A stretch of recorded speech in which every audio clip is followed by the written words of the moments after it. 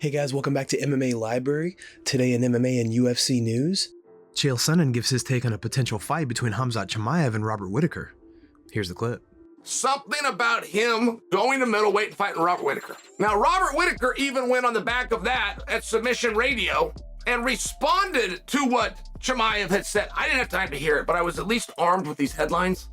So I know these two things are floating around, so now it starts to come together for me, but I'm lost. I have no interest in seeing Chimaev fight Robert Whittaker. I have a massive interest in knowing if Chimaev can beat a top middleweight. So that will bring me to the Whittaker fight. But if we're going to go up to 85, why would it be against anyone other than Paulo Costa, who he's actually got heat with? Like, that would just be weird for me. I could live with it. But if we're doing that, why are we talking about 170? I mean, I just need a little clarity. I gotta know what weight class he's. That's uncompromising. Alexander Volkanovski and Islam Makhachev recently had a back and forth following their fight this past weekend.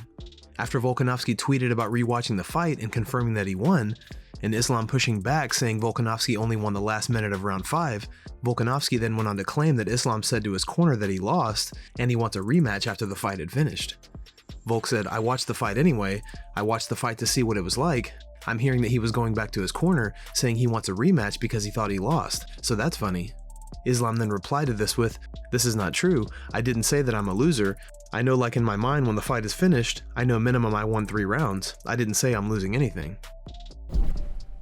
During a recent interview with the Schmo, Justin Gaethje had some words for Conor McGregor.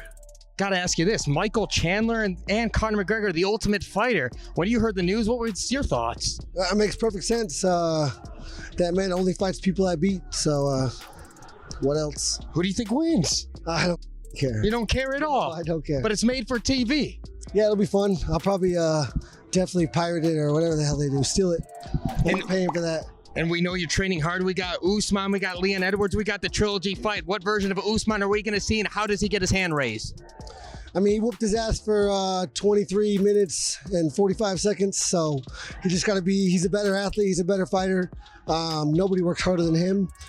So again, you know, luck and chance are a slight factor every time we step in there, but you just got to trust in the preparation. I guarantee that he will be confident in his preparation. Big John and Josh from the Weighing In podcast give their take on a fight between Charles Oliveira and Beneil Dariush that's likely to go down at UFC 288. Here's the clip. This is a fight that we were talking about, and this is a great fight. Beneil Dariush is going to cause some problems here because he is so different in the way he approaches the fight, awkward in his angles and stuff. He's got a great ground game, so I'm not saying he's as good a submission specialist as Charles is, but he's damn good. And his stand-up is solid, and he's shown, like, take a look at all the guys he's gone through. He's a hell of a fighter. Now, Charles is a great fighter too. I look at this, it's a great matchup. No, it's a fantastic matchup, and both of them are just killers, man. Like, they don't seem like it, but they're both fantastic fighters. They're both extremely well-rounded. I think that right now Dariush is in a mindset after watching his Gamrot fight of just doing whatever he needs. Like, not whatever he needs, whatever he wants. He feels comfortable everywhere. Yeah. Everywhere he feels comfortable. And so I don't think it doesn't matter where this fight goes, whether it's on the ground, whether it's on the feet. He'll feel good anywhere this goes. He's got a hell of a chin on him too. Charles Oliveira was one of the first to congratulate Islam Makhachev after his win over Alexander Volkanovski. Here's the footage of the two speaking backstage.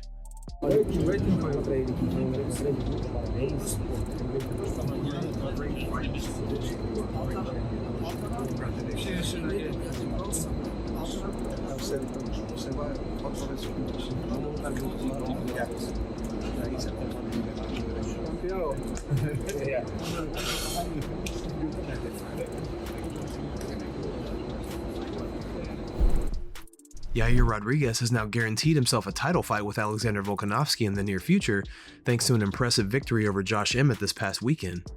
During a recent interview, Rodriguez had this to say about his upcoming title fight. What is going to happen when you face Alexander Volkanovski for the championship? Yeah, I didn't hear what he said after the fight.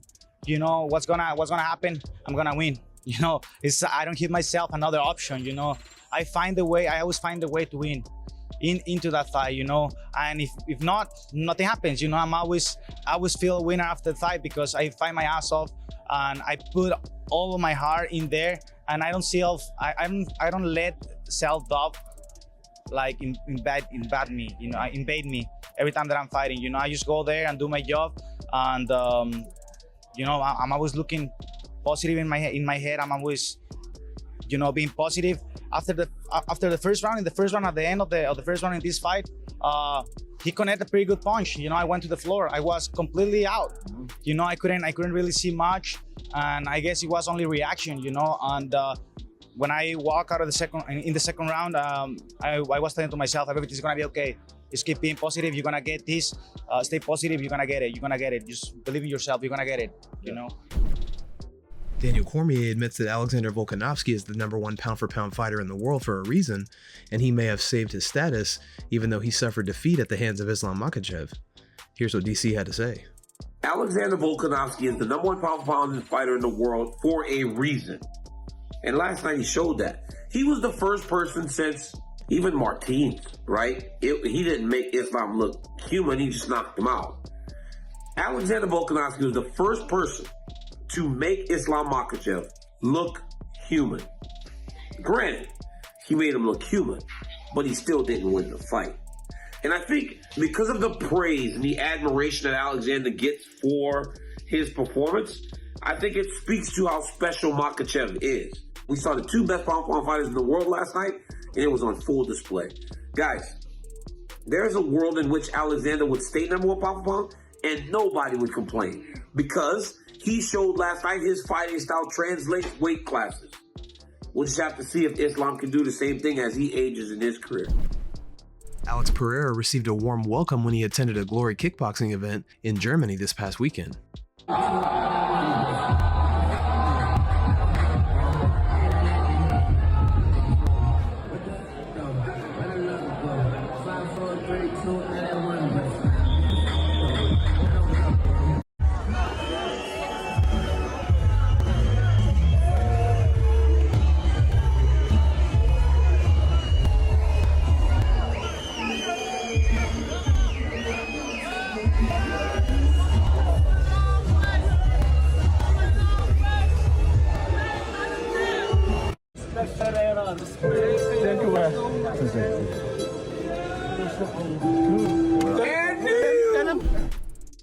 Israel Adesanya reveals he isn't worried about how many times he's been beaten by Alex Pereira. Instead, he needs just one victory to settle the score. It's a good question. What's my motivation? I've never not been motivated to fight this guy, but for this one, I've put the pressure on myself, like the belt, everything else. I have to beat this guy. So yeah, that's, I guess, my motivation is just beating him. And like I said, they can say whatever they want. You know, it's 1-0 or 3-0. I don't keep score. I settle them, and I just need one. And I'm gonna get it done.